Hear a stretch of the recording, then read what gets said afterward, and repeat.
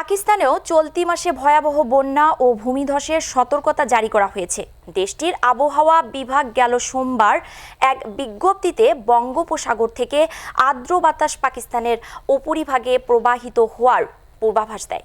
সীমান্তবর্তী খাইবার পাখতুনখোয়া প্রাদেশিক দুর্যোগ ব্যবস্থাপনা কর্তৃপক্ষ এ অঞ্চলে সোম এবং মঙ্গলবার ভারী বৃষ্টির সতর্কতা জারি করেছে। ফলে বিভিন্ন এলাকায় বন্যা ও ভূমিধসের আশঙ্কা তৈরি হয়েছে। 5 সেপ্টেম্বর পর্যন্ত আরও ভারী মৌসুমি বৃষ্টিপাতের আশঙ্কা রয়েছে। একটি সতর্কতামূলক ব্যবস্থা হিসেবে সব জেলা প্রশাসন পূর্বাভাস অনুযায়ী আবহাওয়ার জন্য উচ্চ সতর্কতা অবলম্বন করেছে। এদিকে আবহাওয়া দপ্তরের মুখ্য আবহাওয়াবিদ সর্দার সরফরাজের মতে উত্তর পূর্ব পাঞ্জাবে মাঝারি বৃষ্টিপাত হতে পারে।